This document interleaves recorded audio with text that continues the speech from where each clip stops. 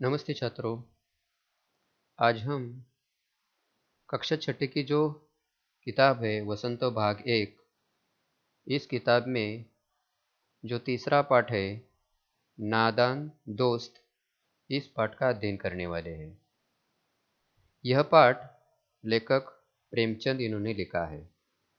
तो पहले हम प्रेमचंद के बारे में थोड़ी बहुत जानकारी प्राप्त करेंगे। प्रेमचंद इनका जन्म 31 जुलाई 1880 में हुआ था। वो लम्ही नामक गांव में वाराणसी के पास उत्तर प्रदेश भारत में हुआ था। यानी कि जो भारत में उत्तर प्रदेश स्टेट है, उस स्टेट में वाराणसी के पास जो लम्ही गांव है, उस गांव में प्रेमचंद का जन्म हुआ था।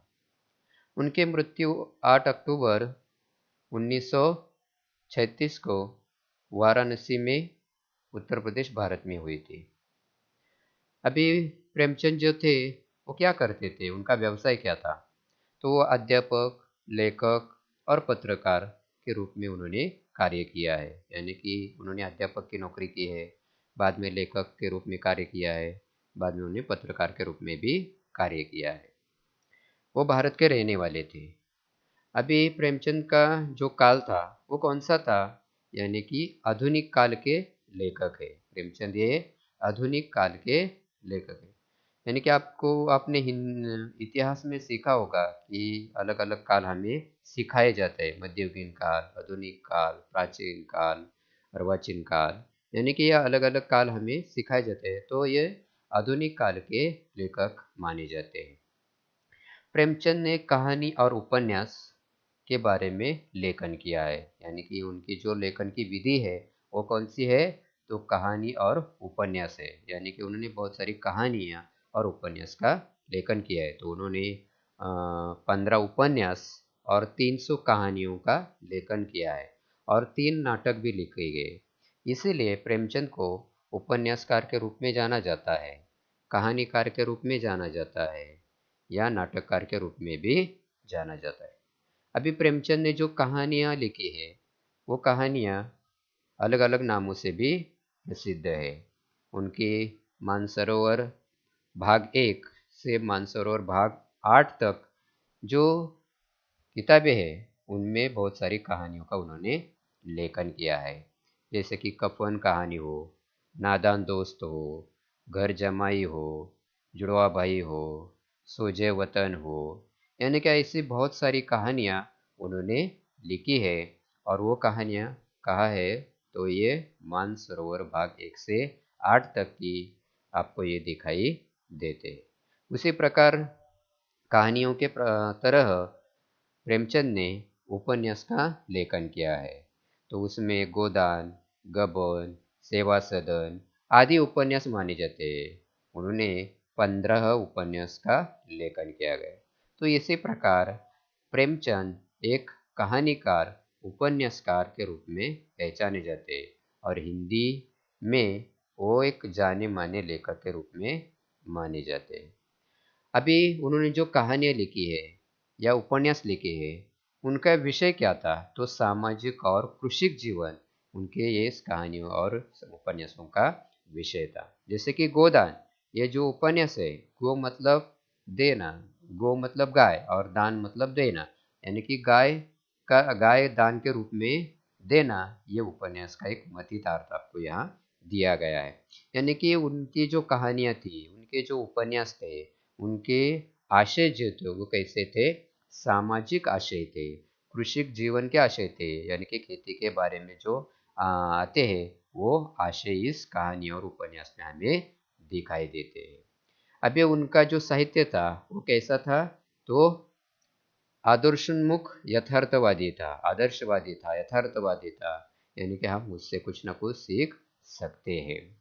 उन्होंने अखिल भारतीय प्रगतिशील लेखक संघ के रूप में आंदोलन भी किया गया है। अभी उनके उल्लेखनीय जो किताबें हैं वो कौन सी है? तो गोदान है, कर्मभूमि है, रंगभूमि है, सेवा सदन है, निर्मला है, मानसरोवर है। यानी कि ये उल्लेखनीय उनके क्या है? किताबें। आज भी हम देखते हैं कि हिंदी साहित्य में प्रेमचंद को कहानीकार के रूप में, नाटककार के रूप में, उपन्यासकार के रूप में क्या किया जाता है? पहचाना जाता है, जाना जाता है। एक जाने माने लेखक के रूप में उन्हें पहचाना जाता है।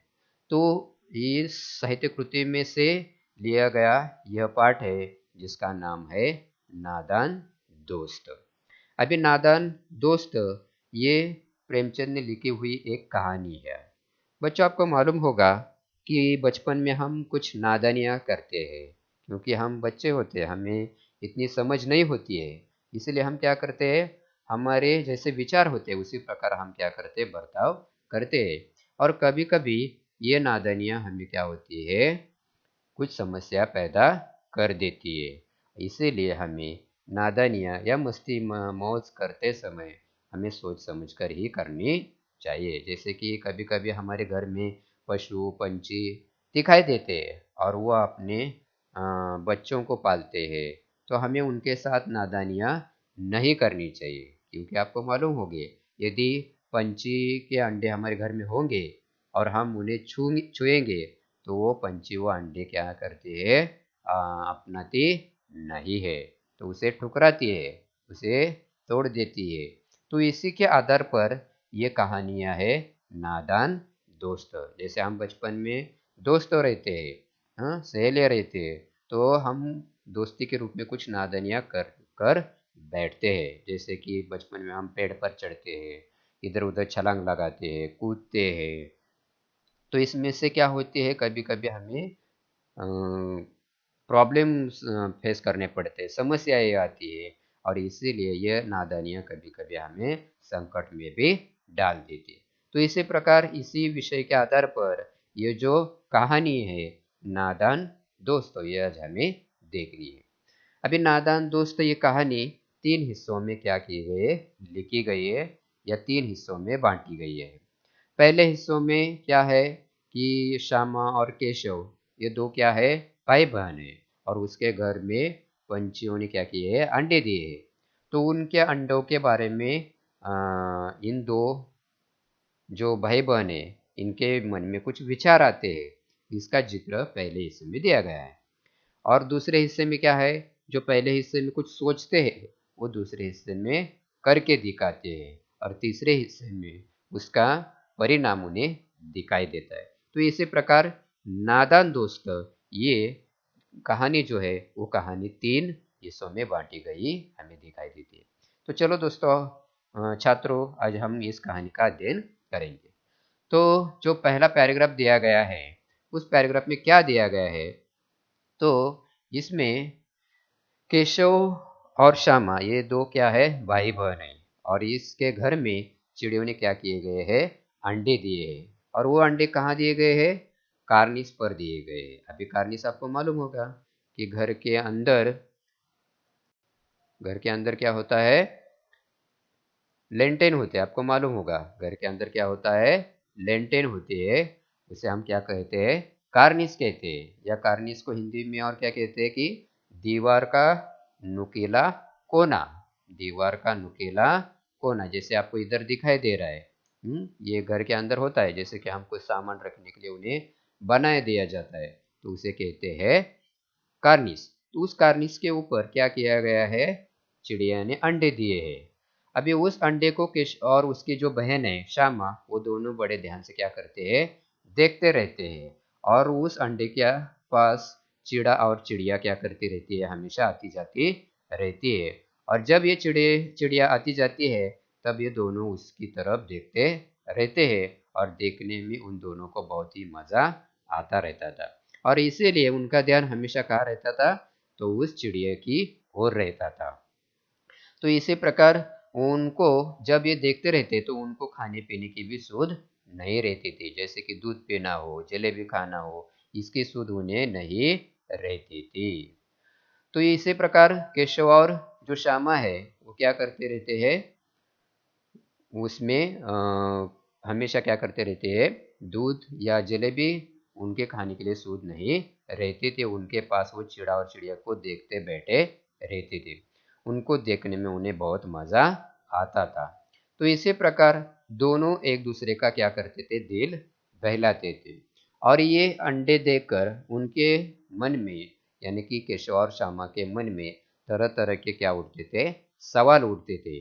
और वो विचार करने लगती थी। तो जैसे कि कभी-कभी हमारे घर में बिल्ली होती है या कभी-कभी कोई पंछी होता है, वो हमारे घर में क्या करता है, अंडे दे के रखता है, उसका घर बनाया जाता है और उस घर में क्या करता है वो अंडे बनाता है। तो वो अंडे देकर हमारे मन में तरह-तरह के विचार आते हैं। उसी प्रकार के विचार इस केशव और श्यामा के मन में आते हैं। जैसे कि अंडे कितने होंगे, किस कलर के अंडे होंगे, उस अंडे से पंछी कब बाहर आएंगे, हम उन्हें कब देखेंगे, हम उनके साथ कब खेलेंगे, वो पंछी चिड़िया अपने बच्चों को कैसे खिलाएगी, वो कहाँ खाने का दाना कहाँ से लाएगी। ऐसे अलग अलग तरह के सवाल उनके मन में आते हैं। किसके? तो श्यामा और केशव के मन में ये तरह तरह के सवाल आते रहते हैं और इस सवालों का जवाब देने के लिए उनके माँ के पास फुर्सत नहीं है, क्योंकि उनके माँ को घर का काम करना पड़ता है और उसके साथ साथ उनके पिताजी को पढ़ाई लिखाई में ध्यान देना पड़ता है। इसीलिए उनके जो सवाल थे, उनके सवालों के जवाब देने के लिए उनके माँ के पास भी टाइम नहीं है और उनके पापा के पास भी टाइम नहीं है। और इसीलिए दोनों बच्चे क्या करते हैं, सवाल जवाब करके अपने दिल को तसल्ली देने का काम करते हैं। आगे वो क्या हो जाता है, तो श्यामा केशव को पूछती है कि क्या भैया अंडे से बच्चे निकलकर फुर से उड़ जाएंगे। तो के श्यामा क्या करती है, अपने बड़े भाई को केशव को सवाल पूछती है कि अंडे से बच्चे निकल के क्या करेंगे, हम वो निकल कर फुर से उड़ जाएंगे। तो केशव बड़े गर्व से उत्तर देता है, स्वाभिमान से उत्तर देता है। उसे लगता है मैं कोई वैज्ञानिक हूँ और उस वैज्ञानिक के गर्व से वो क्या करता है, उस श्यामा को, अपने बहन को वो जवाब देता है, उत्तर देता है। वो कहता है पगली है क्या, नहीं, पहले उसके पर निकल आएंगे, पर मतलब पंख निकल आएंगे और फिर वो उड़ने की कोशिश करेंगे। बगैर पैरों परों के वो बेचारे कैसे उड़ पाएंगे, यानी कि उनके पर निकल नहीं आएंगे तो वो कैसे उड़ पाएंगे। ऐसे केशव क्या करता है, उसे जवाब देता है। इस पर फिर श्यामा केशव को क्या करती है, सवाल पूछती है अगला कि बच्चों को क्या खिलाएगी बेचारी, यानी कि जो चिड़िया है वो चिड़िया अपने बच्चों को बेचारी क्या खिलाएगी, कहाँ से खाना लाएगी। ऐसे श्यामा अपने बड़े भाई केशव को क्या करती है, सवाल पूछती है। तो ये जब सवाल पूछा जाता है तो केशव पेचीदा में रहता है। पेचीदा में रहना यानी कि जटिल सवाल होता है, कठिन सवाल होता है और वो उसमें क्या करने लगता है, विचार करने लगता है। या घुमा फिरा वाला वो सवाल है। कौन सा? तो पेचीदा सवाल, यानी कि यहाँ क्या आया है, एक नया शब्द आया हुआ हमें दिखाई देता है। कौन सा? पेचीदा। पेचीदा मतलब जटिल सवाल, घुमाव फिरा फिर वो वाला सवाल, कठिन सवाल उसे कहते हैं। तो ये श्यामा क्या करते हैं, उससे सवाल पूछती है और ये सवाल पूछने के बाद केशव जटिल सवाल होने के कारण विचार करने लगता है कि अभी क्या करें। तो इसी प्रकार विचार करते करते कितने दिन बीत जाते हैं, तो 3-4 दिन बीत बीत जाते हैं और 3-4 दिनों के बाद बच्चों के मन में विचार आने लगते हैं और वो सोचने लगते हैं। क्या सोचने लगते हैं कि अभी उनकी जिज्ञासा बढ़ने लगी है कि उन्हें लगता है कि अंडों को देखना चाहिए, क्योंकि अंडों से अभी क्या निकल आए होंगे, बच्चे निकल आएंगे होंगे। ये उनका अनुमान लगा रहे हैं अभी ये दोनों बड़े भाई बहन, यानी कि केशव और श्यामा। और बच्चों को चारे का जो खाने का सवाल है वो उनके मन में उठता है, उनके सामने खड़ा हो जाता है कि चिड़िया खाने का कहाँ से खाना लाएगी, अपने बच्चों को खाना कहाँ से खिलाएगी। ये सवाल उनके मन में आता है और वो क्या करने लगते हैं, विचार करने लगते हैं। तो इसी प्रकार श्यामा और केशव क्या करते हैं, विचार करने लगते हैं और उनके मन में आता है कि गरीब बच्चे भूखे क्या हो जाएंगे, चूचू करके मर जाएंगे, हमें उनके लिए क्या कुछ तो करना चाहिए। तो इसी प्रकार जब उनके मन में विचार आ जाते हैं तो इस मुसीबत का अंदाज करके दोनों क्या हो जाते हैं, घबरा जाते हैं और दोनों जो भाई बहन है वो क्या करते हैं, एक फैसला कर देते हैं। हाँ, क्या करते हैं, तो उस कार्निस पर थोड़ा सा दाना रख दिया जाए, ये प्रस्ताव हो, ये क्या करते हैं, मंजूर कर देते हैं, यानी कि वो तय करते हैं। और श्यामा खुश होकर बोलती है कि तब तो चिड़िया को चारा लाने की कोई आवश्यकता नहीं होनी होगी या चारा लाने के लिए कहीं जाने की, उड़कर जाने की आवश्यकता नहीं है। तो केशव इस पर उत्तर देता है कि हाँ पगली, तो जब हम खाना रखेंगे तो चिड़िया को कहीं भी जाने के लिए आवश्यकता नहीं है। तो इसी प्रकार ये दोनों क्या करते हैं कि अभी चिड़िया को खाना रखने का प्रस्ताव तो मंजूर कर देते, यानी कि हम क्या करेंगे, उसके घर के पास, उस घोंसले के पास क्या करेंगे, चिड़िया को दाना रख देंगे। यानी कि आपको मालूम होगा चिड़िया कहाँ रहती है, तो वो अपना रहने का घोंसला जो होता है, घर जो होता है, वो खुद बनाती है। किससे बनाती है, तो तिनके से बनाती है। आपने देखा होगा, जैसे मैं आपको दिखाता हूँ कि ये प्राचीन घोंसला यानी कि तिनका इकट्ठा करके चिड़िया क्या करती है, अपना घोंसला बनाती है। तो इसी प्रकार के घोंसले चिड़िया क्या करती है, बनाती है, और उस घोंसले में क्या करती है, वो अंडे देती है। जैसे इस चित्र में आपको दिखाई दे रहा है, ये घोंसला है और उसमें 3 अंडे आपको दिखाई दे रहे हैं, और इस अंडे से कुछ तो बाहर यानी कि पंछी बाहर निकलता हुआ दिखाई दे रहा है। तो इसी प्रकार चिड़िया क्या करती है, अपना घोंसला खुद बनाती है और उस घोंसले में वो अंडे देती है। और ये दोनों बड़े भाई बहन जो है वो क्या करते हैं, उस घोंसले के पास खाना रखने का प्रस्ताव क्या करते हैं, मंजूर कर देते हैं। और इसी कारण दोनों के मन में आता है कि अभी चिड़िया को उड़ कर जाकर खाना लाने की कोई आवश्यकता नहीं है। तो आगे वो केशव का ध्यान इस तकलीफ पे नहीं जाता है। जो श्यामा है वो केशव को बताती है, क्या बताती है कि भैया बच्चों को धूप तो नहीं लगती होगी, यानी कि कार्निस पर उनका घर है तो ऊपर से धूप तो लगती होगी। यानी कि श्यामा जो है अपने बड़े भाई को बताती है कि बच्चों को क्या लगती होगी, अभी ऊपर से धूप लगती होगी। और इस तकलीफ के ऊपर केशव का ध्यान नहीं गया था, तो बोला जरूर। तो वो केशव अपने बहन को कहता है कि जरूर लगती होगी, उन्हें तकलीफ होती होगी, बेचारे प्यास के मारे तड़पते होंगे, ऊपर छाया भी तो नहीं है, और इसी कारण उन्हें बहुत से तकलीफ होती होगी। ऐसे केशव किसे बताता है, तो अपनी बहन श्यामा को बताता है।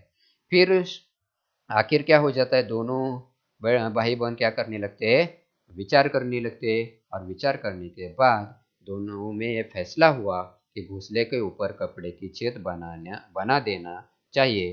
पानी की प्याली और थोड़े से चावल रख देने का विचार वो दोनों क्या करते हैं, पक्का कर लेते हैं। यानी कि अभी उनको धूप नहीं लगनी चाहिए, मुंह से तकलीफ नहीं होनी चाहिए, इसीलिए वो दोनों फैसला करते हैं कि घोंसले के ऊपर क्या करेंगे, हम कपड़ा या कपड़े से छत बनाएंगे और उन्हें उस धूप से बचाएंगे। उन्हें पानी भी चाहिए पीने के लिए, इसीलिए पानी के प्याले भी हम वहाँ रखेंगे और खाने के लिए थोड़े से चावल भी वहाँ रखेंगे। तो ये जो उनका प्रस्ताव था, ये प्रस्ताव को क्या करते हैं, दोनों स्वीकृत कर देते हैं। यानी कि वैसे ही करने का, वहाँ ऐसा काम करने का वो तय कर देते हैं। कौन, केशव और श्यामा। तो आगे ये दोनों बच्चे क्या करते हैं, दोनों बच्चे बड़े चाव से, यानी कि कई बार हाँ ये शब्द गया है चाव से, यानी कि अपनी इच्छा से, अपने इच्छा से, अपनी प्रसन्नता से क्या करते हैं, वो काम करने लगते हैं जो उन्होंने तय किया था। जैसे कि वो कपड़े का छत बनाना, खाना रख देना, पानी रख देना, ये जो काम था, ये काम दोनों कैसे करने लगे, बड़े चाव से करने लगे। श्यामा माँ की आँख बचाकर, यानी कि माँ को न बताए हुए छिपा कर क्या करती है, मटके से चावल का दाना निकाल कर ले आती है। और केशव क्या करता है, पत्थर की प्याली, यानी कि ये जो नया शब्द आया है, कौन सा, पत्थर की प्याली, पत्थर की प्याली।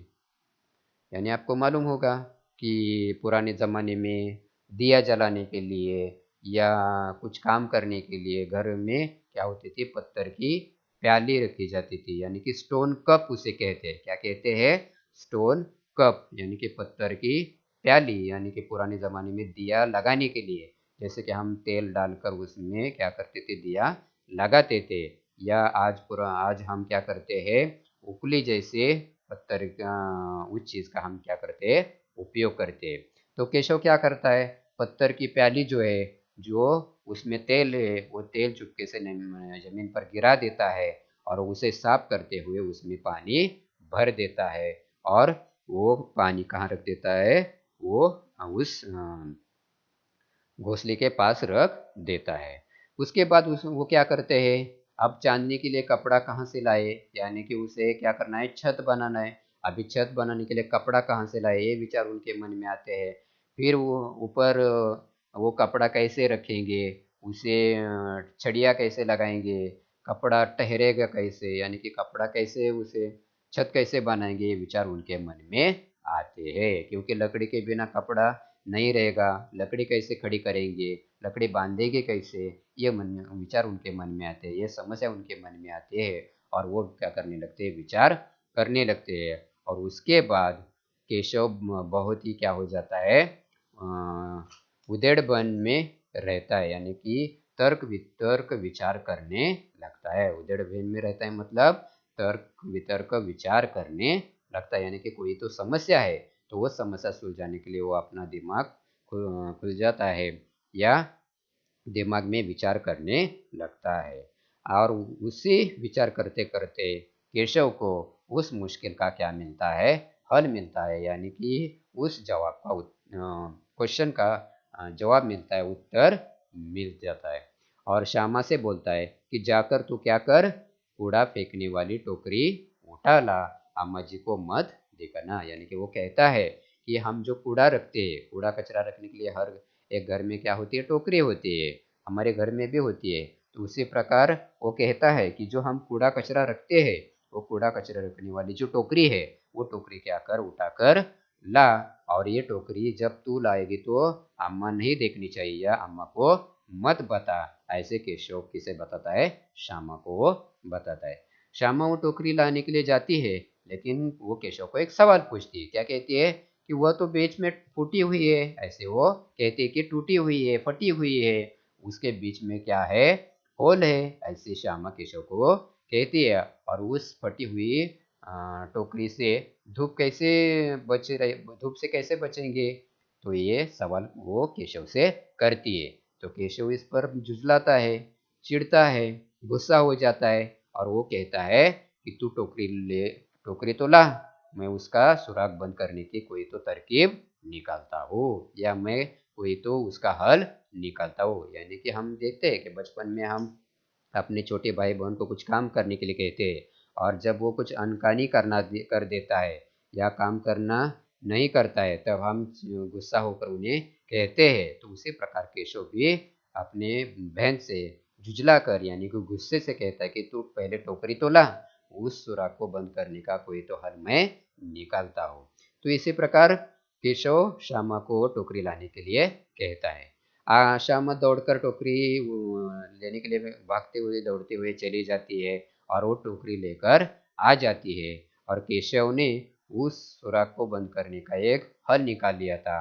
वो क्या करता है, उस टोकरी के बीच में कागज क्या करता है, ठूस देता है, यानी कि लगा देता है, और जो वो फटी हुई टोकरी है उसे अच्छी ठीक तरह से कर देता है, यानी कि जो होल है वो क्या कर देता है, बंद कर देता है। और उस टोकरी को एक लकड़ी की टहनी से टिका कर क्या करता है, घोंसले के ऊपर आड़ कर दूंगा, तो धूप क्या हो जाएगी, बंद हो जाएगी। ऐसे केशव श्यामा को बताता है। यानी कि हम क्या करेंगे, उस घोंसले के ऊपर लकड़ी की टहनी खड़ी करके उस टहनी पर ये टोकरी रखेंगे, और उससे क्या हो जाएगी, ऊपर से आने वाली धूप क्या हो जाएगी, बंद हो जाएगी। और इससे ये जो चिड़िया है उसके अंडे हैं वो क्या हो जाएंगे, बच जाएंगे। तो इसी प्रकार केशव श्यामा को बताता है। और इसी प्रकार पहले हिस्से में केशव और श्यामा क्या हो जाते हैं, दोनों ये भाई बहन उस चिड़िया के अंडे को किस प्रकार बचाना चाहिए, खाना किस प्रकार रखना चाहिए, किससे पानी पिलाना चाहिए, ये सोचते हैं, और उस पर प्रस्ताव मंजूर हो जाता है। और किस प्रकार करना चाहिए, ये इस पहले हिस्से में दिया हुआ है। अगले वीडियो में हम अगले दो हिस्से जो है उसके बारे में क्या करेंगे, अध्ययन करेंगे।